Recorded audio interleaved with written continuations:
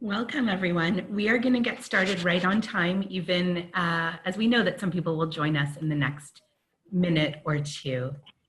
We are delighted that you've joined us for the first session of Research, Reflect, Respond, an online series presented by JPRO Network and the Berman Jewish Policy Archive.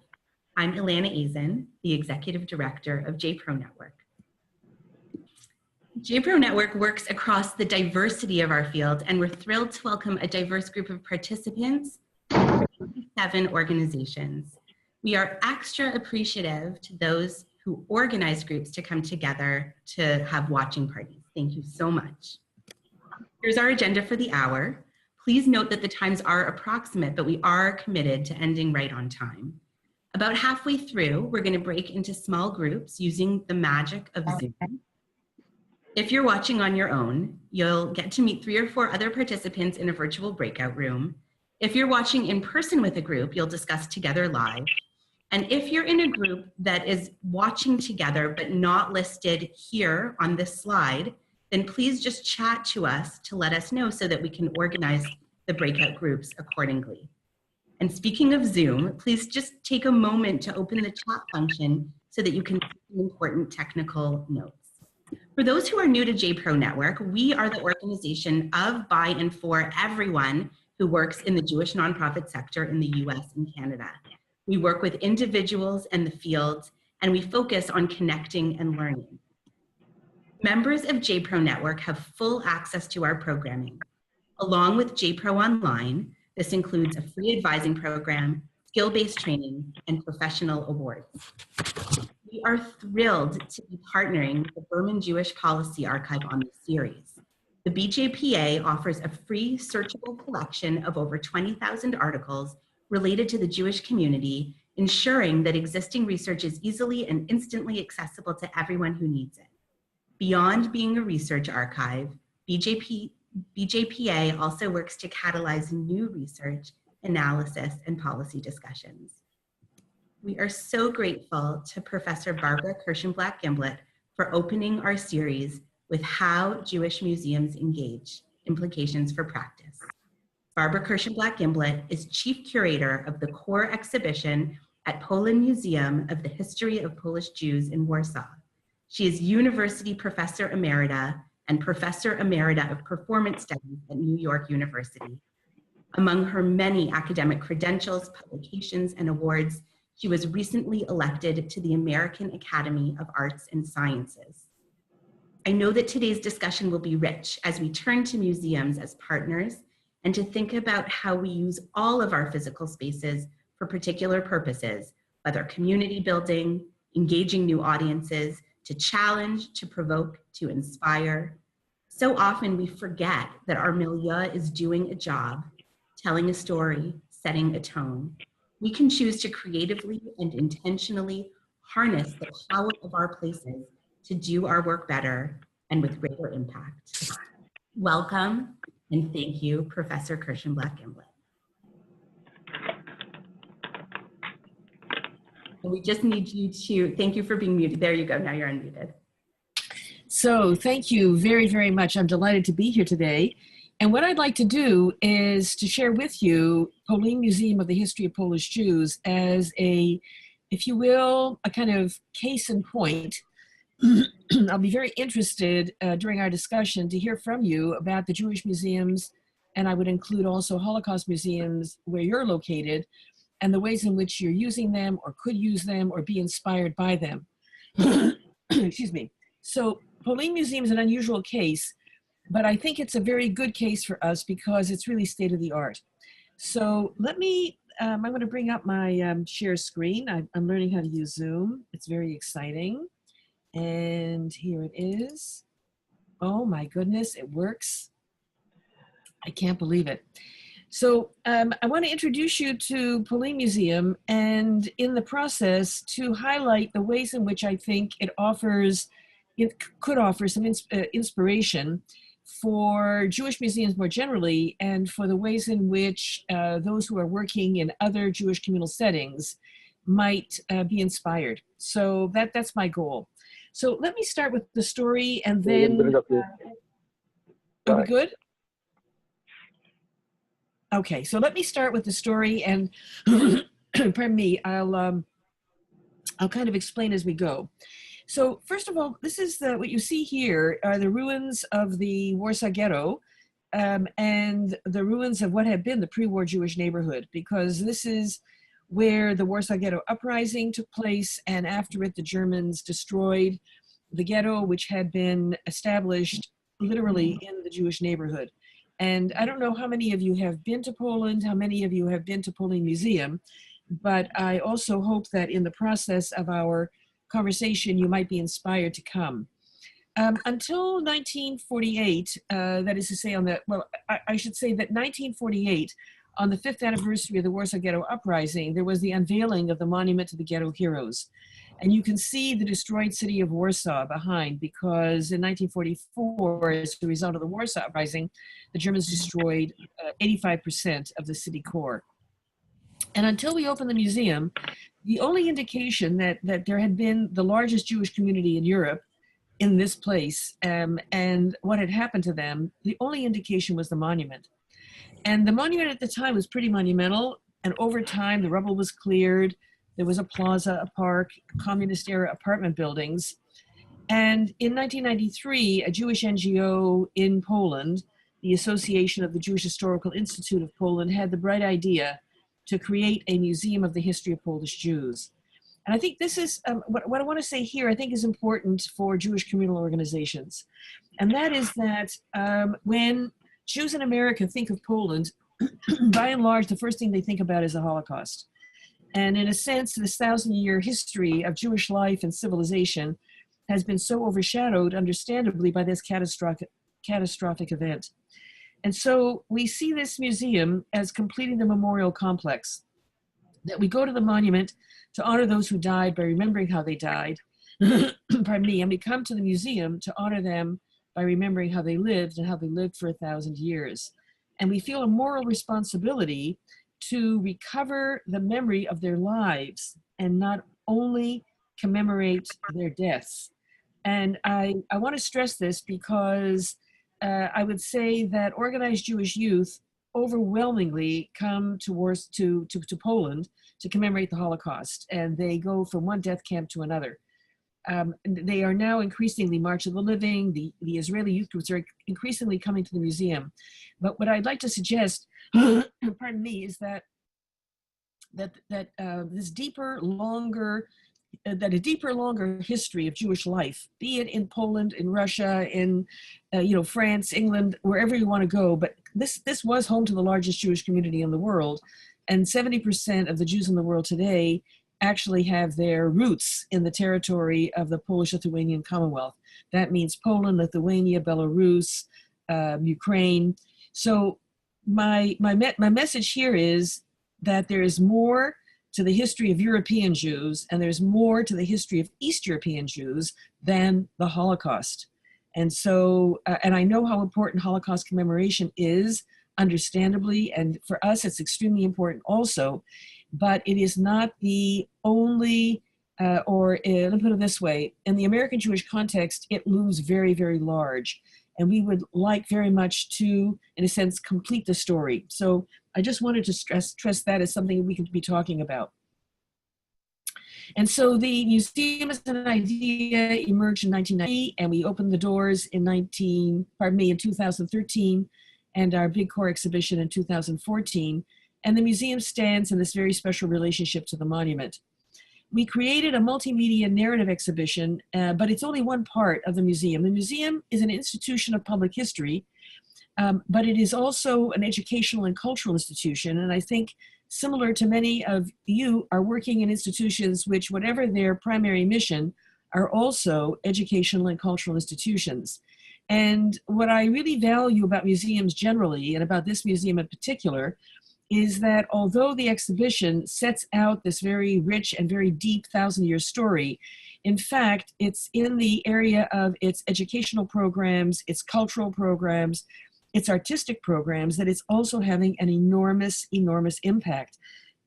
And that includes some very creative social actions, and I'm going to show you some of those as well, because I have a feeling that you are already doing some of these things, and that some of the things that we're doing will resonate with you. I also want to stress that I think of museums as sites of informal learning, and that as such, they offer a really wonderful complement to sites of formal learning, meaning schools, classes, lessons, and that kind of thing, so that they are sites where, from our point of view, where visitors can be, if you will, self-motivated, self-generating, and can find their way through a very stimulating environment and be active learners rather than sort of, if you will, passive recipients of information.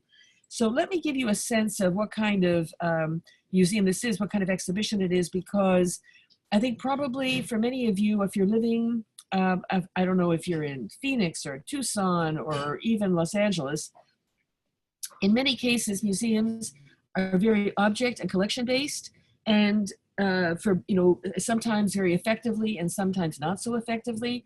And in our case, we've created what we call a theater of history, which is very environmental, very immersive, emotional, engaging, and is intended for visitors of all ages, and not only for Poles, not only for Jews, but actually very, very broad in its reach, which I think for some of your institutions, that can be important, because one of the things we know about Jews who are not affiliated with synagogues or JCCs is they very often like to do Jewish things in non-Jewish settings or in, you know, together with non-Jews.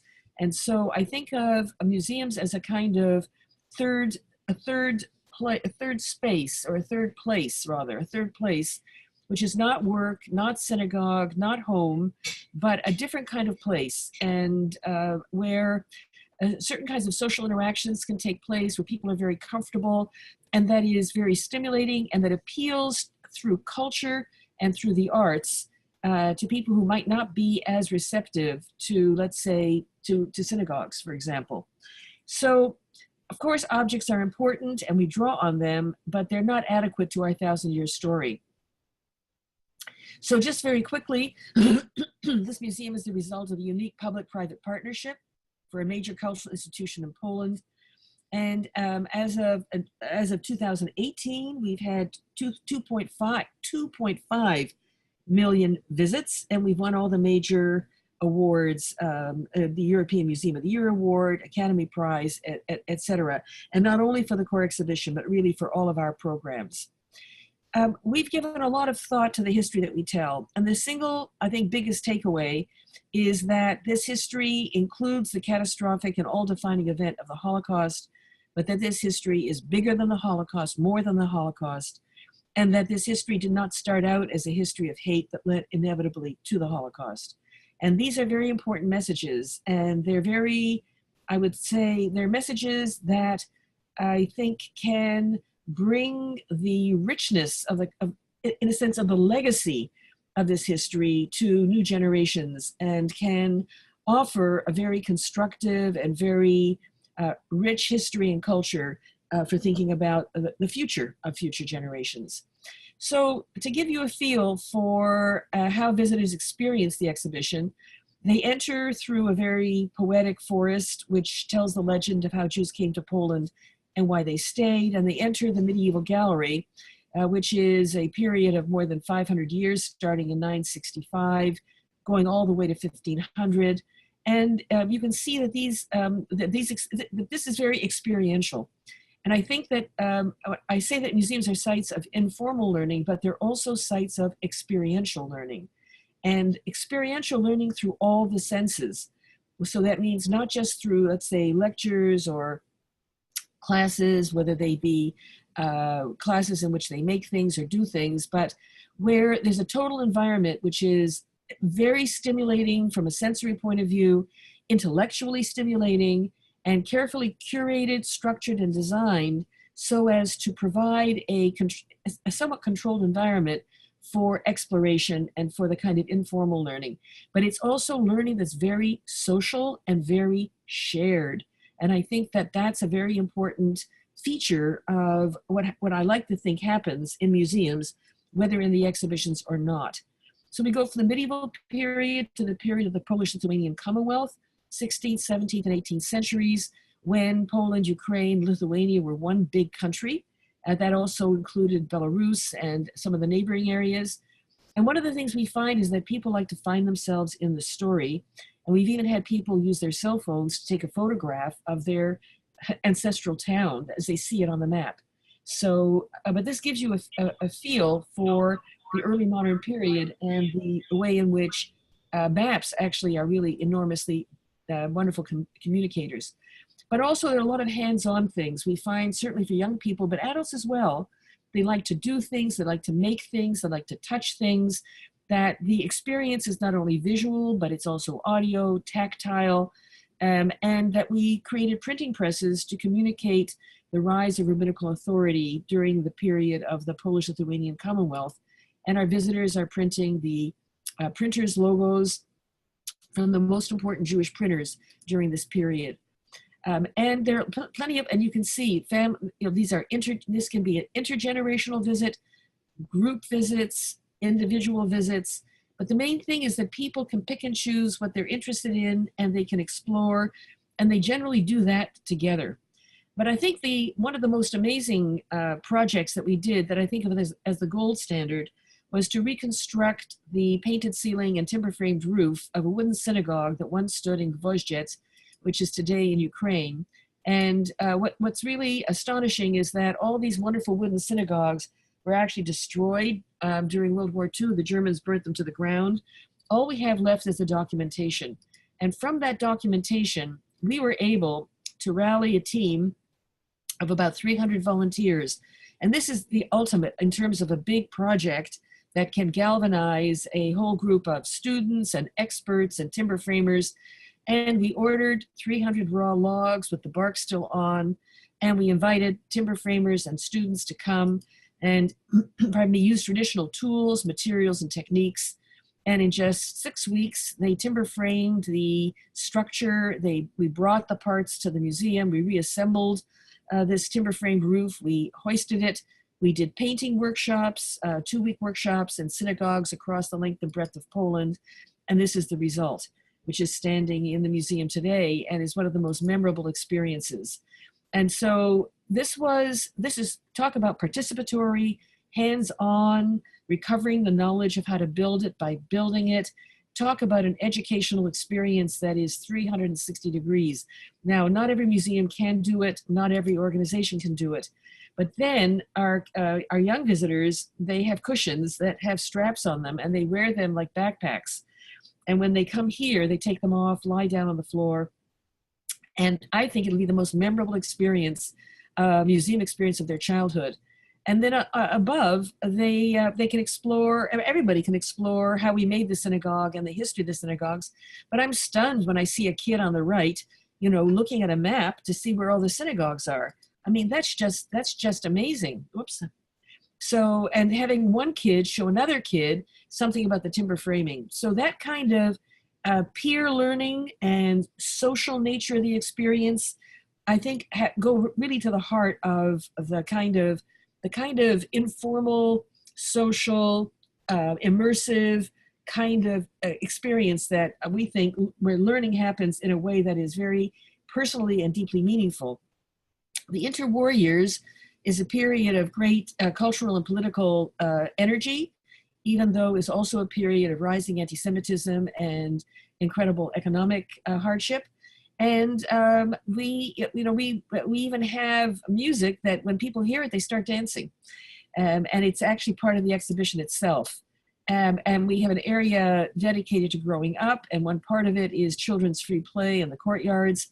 We have hopscotch, and we have created a special table where they can make toys that are based on the ones that my father remembered making when he was a child in the interwar years. That's him in the middle.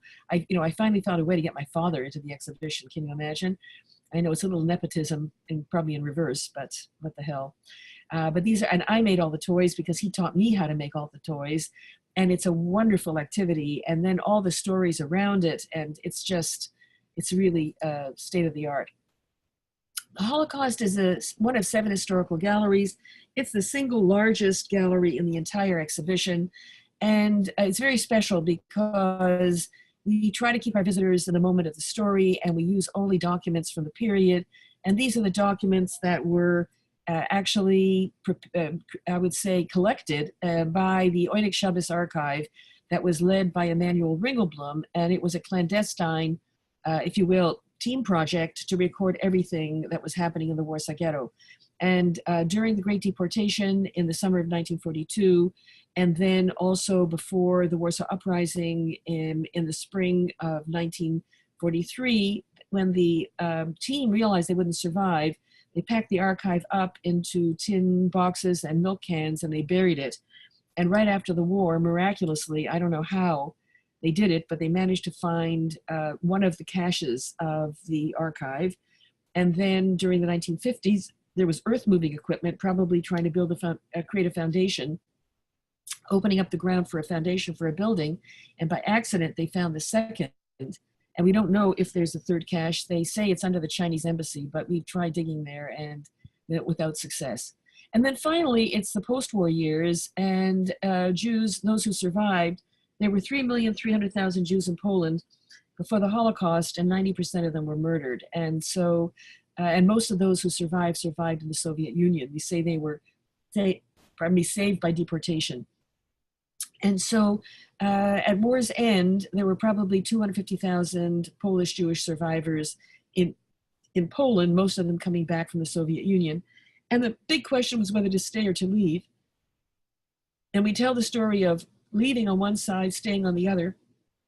And we do present, of course, post-war violence, the Kielce pogrom on July 4th, 1946, and give our visitors the opportunity to actually explore the original documents for this particular pogrom, but also for other forms of violence. And we also, on the other side, look at those who stayed and provide opportunities to explore through interactive media, through reproductions of newspapers of the period, and through various other ways. And then finally, this is the 50th anniversary of the March 1968 anti-Zionist, anti-Semitic campaign, during which more than half the Jews still in Poland left. And we've been commemorating that this year in a really incredible way. The whole year is dedicated to commemorating this event through a major temporary exhibition, conference, workshops, lectures, publications, artistic events, commissioned works, and the like. We bring our visitors into the period after 1989, and we look at the renewal of Jewish life on a small scale and the enormous interest in Polish society in all things Jewish. And what we're hoping to do is to develop an epilogue which would be devoted to the story of Jews who left Poland, the places where they went, the lives they created there, and the way in which the legacy of this 1,000-year history of Polish Jews lives on. And I show you this image because this is, my father came from Opatów, and he left when he was 17 in 1934 and came to Canada, to Toronto. And a lot of people from his town and from that region, they tended to settle together. So a lot of them came to Toronto. Anyway, by the time my father was in his 90s, all of his buddies and friends and everybody who had been part of the hometown society were dead. They had died. And there were maybe, I don't know, 7, 8 people left. And my father said, well, that's the end. Except that a young guy decided to revive the hometown society. And of course I joined. And he then put out a notice on Sunday, the whatever, we're going to do a group picture of everybody from Opatów. So get together. Well, 90 people showed up, including infants, which we just thought that was amazing, that here you had in one town, because these hometown societies had branches everywhere, that you had younger generations, in the plural, still identifying with the places from which their families had come.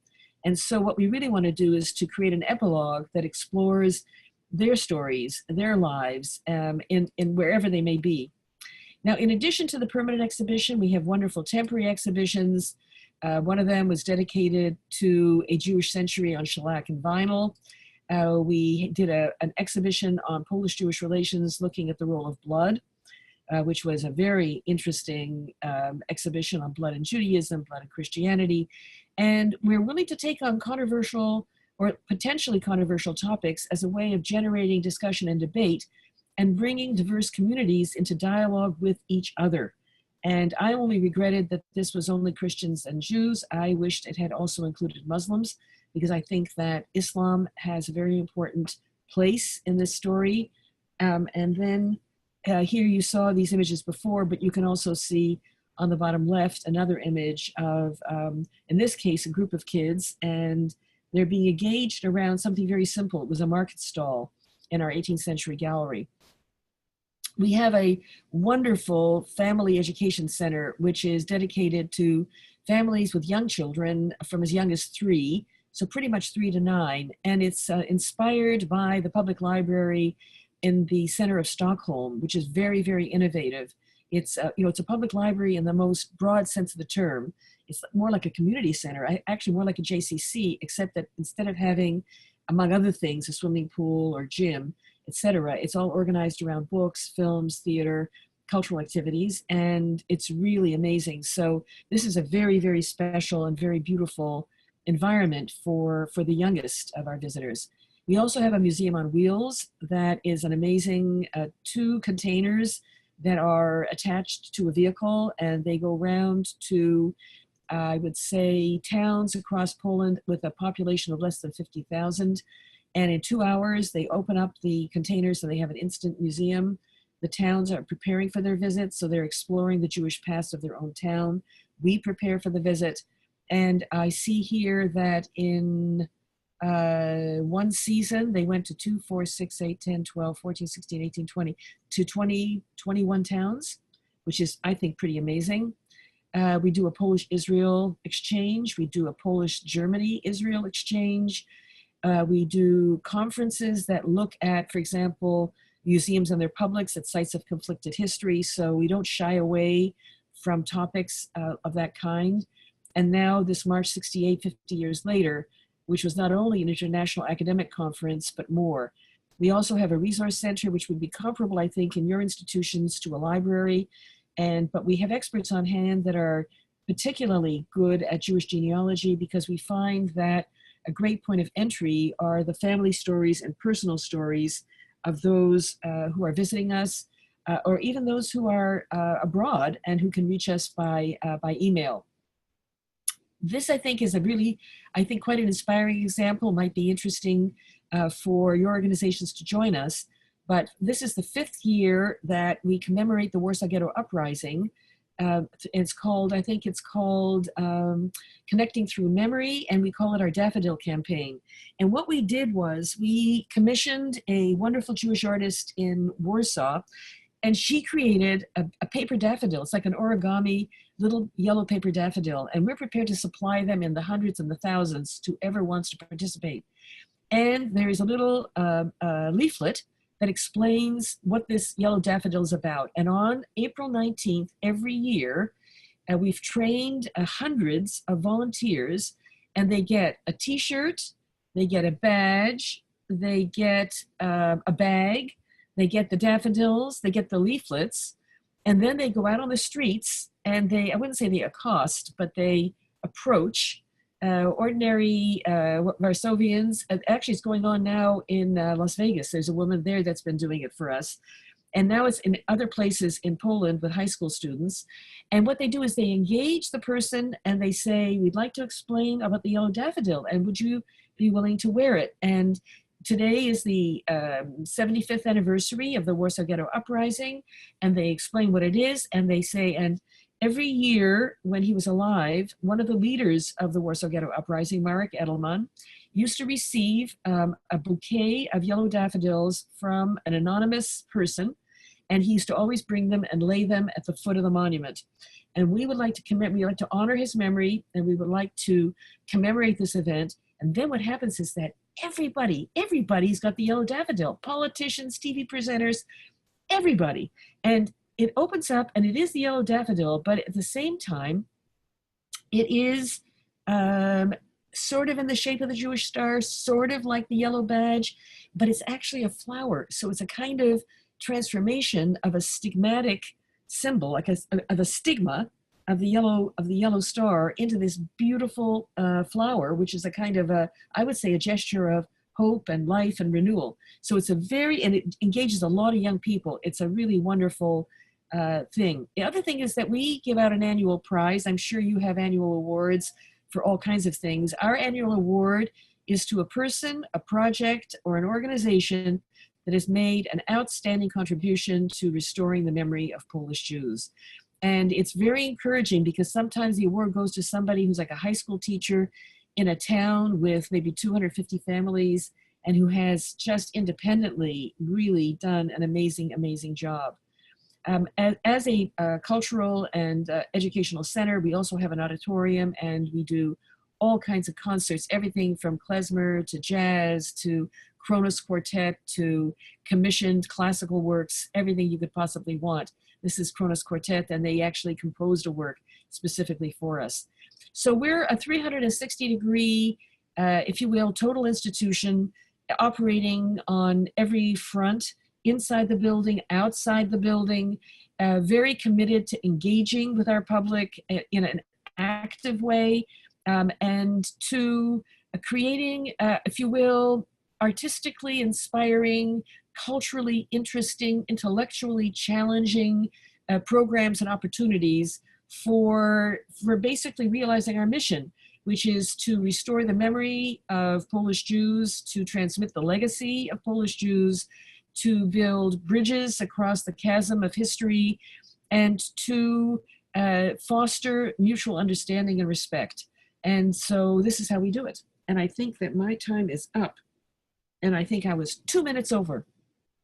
You're perfect. Professor Kirshenblatt-Gimblett, thank you. You have given us so much to think about, and I'm feeling so inspired. What we're going to do now is we're going to break out into small groups. We're going to chat some questions to you in your small groups to help frame your discussion. And just know that when you have 1 minute left in your small groups, you're going to get a little invitation to return to the main Zoom, but feel free to use up that minute. You'll be automatically brought back when your time is up. And if you have any trouble, just chat to JPRO and we'll help you. And with that, we're going to go into about 8 minutes of small group discussion. All right, I think we're all back. So yeah. Professor Kirshenblatt-Gimblett, we'll turn it over to you for Q&A. Okay, we're ready to roll. So who wants to start? Can be comments, questions, wherever you want to take it.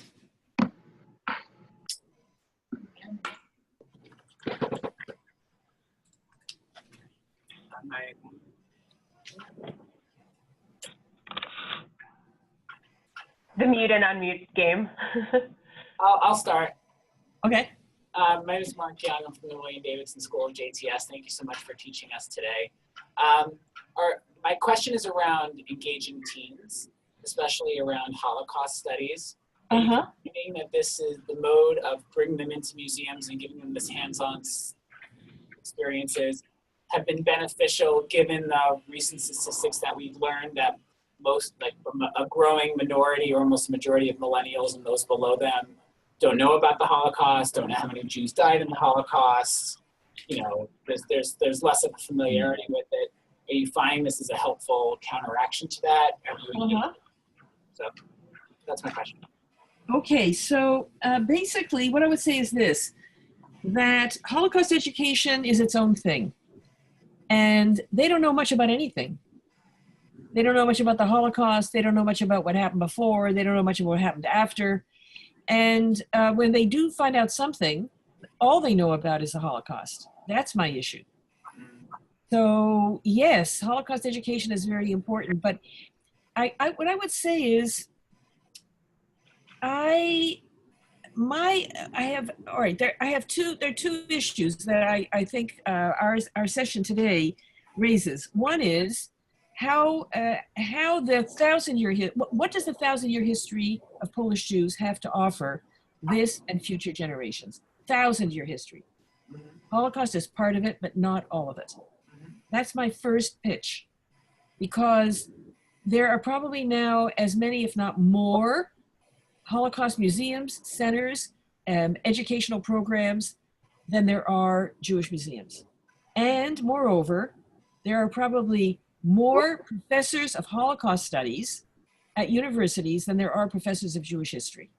So, we may not be doing a very good job in communicating the Holocaust to this younger generation, but I would say the almost 100% focus on the Holocaust to the exclusion of the larger history, I think is a loss.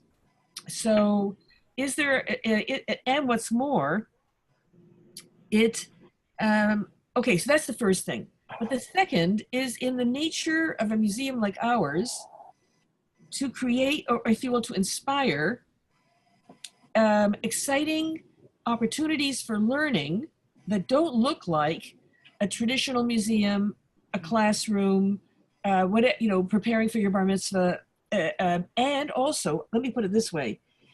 It's in the nature of Holocaust education that it should be more directed, more fact-based, more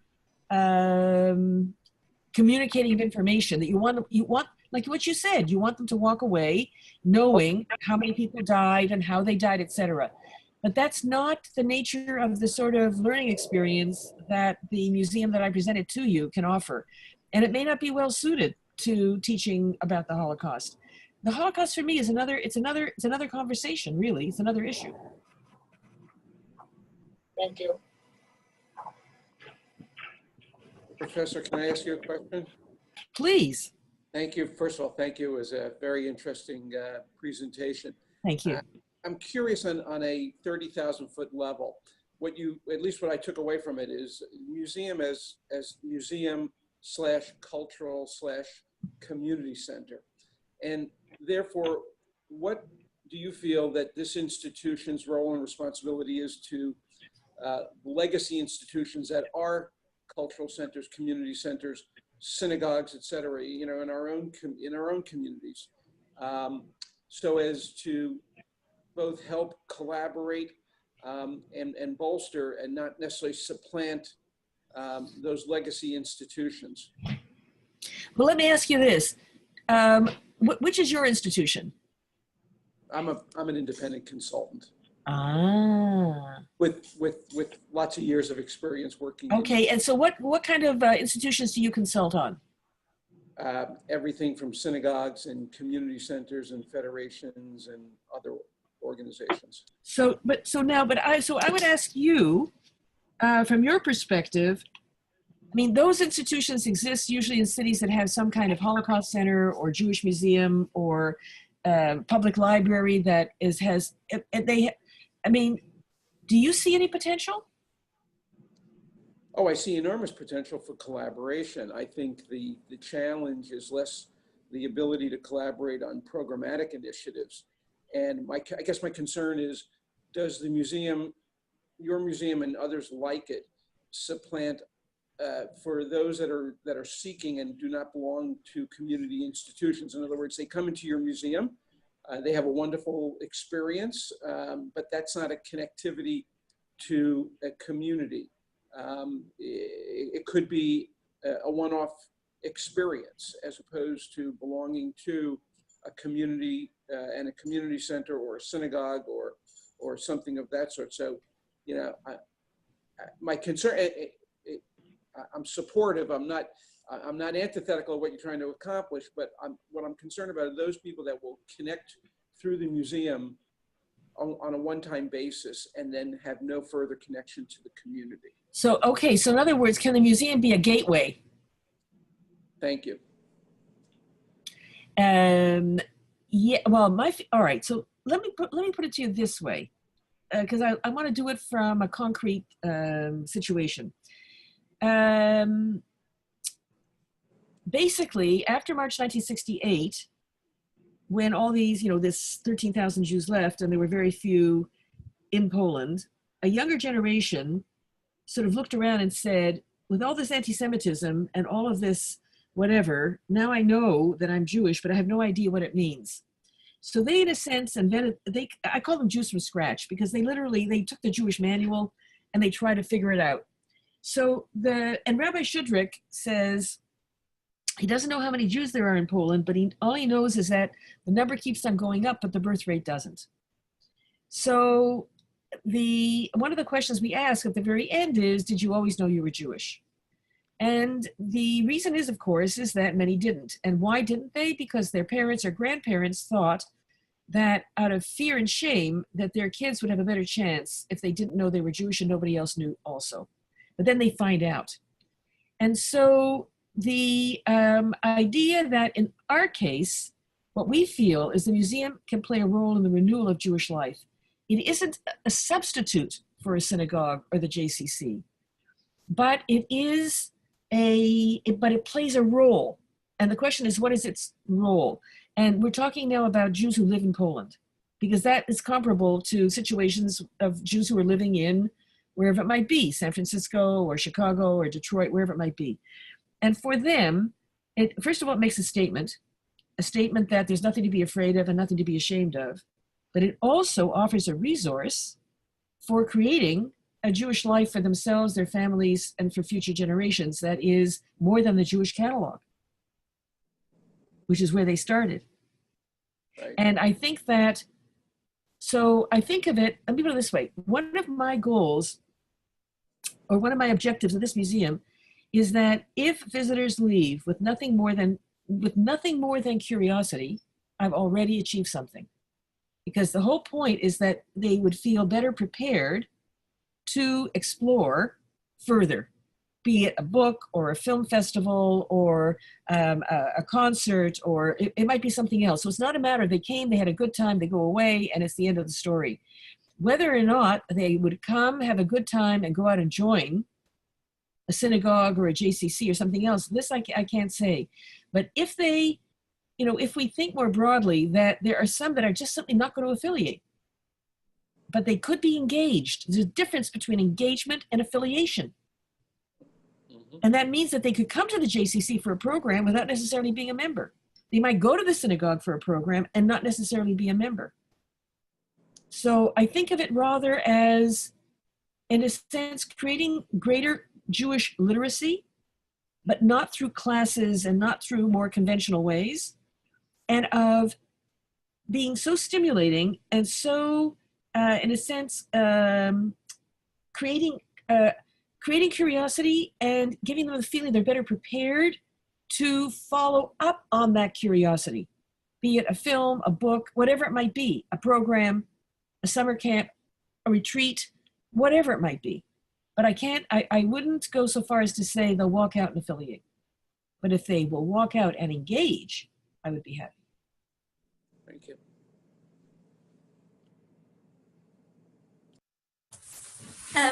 I'll ask the next question. Sure. My name's Ellie Massel. I work at the American Jewish Joint Distribution Committee, but my background is at the Sydney Jewish Museum in Australia. And I know it well.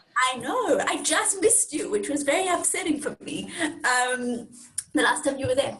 But my question is really more about kind of the Jewish nonprofit sector, the landscape of the nonprofit sector and Jewish museums. I often find that, for me, obviously I'm biased, but Jewish museums are these amazing places of kind of pluralism where a Jew from any walk of life can walk in and find themselves. But I think they're on the periphery, that Jewish museums put themselves on the periphery because they in some ways serve both the general public, which is exactly what they need to do, but I feel like there's a little bit of a missing link between how they can be perceived as assets within the Jewish community and what can we do. I know that now that I'm outside of the museum world, most of my colleagues actually are not people who work in Jewish museums. And what can we do to kind of bridge that gap between the sector as a whole and a place for museums? And I think the fact that JPRO has brought you today is so incredibly unique and such a wonderful experience. And I would obviously just love to see more of those sorts of partnerships. I think that's actually huge. Well, let me ask the other participants, pardon me, do you see some ways, how do Jewish museums figure in your work? And do you see, is it in the nature of those museums that maybe they're small or they're not open very much or they're not very interesting? Or, how do Jewish museums figure in the work that you're doing in your institutions? I see a lot of people at a table. There's got to be somebody at that table who can answer. Did they have to unmute? So we're in Pittsburgh at the Jewish Federation of Greater Pittsburgh, and we have 3 Federation employees and 1 director of our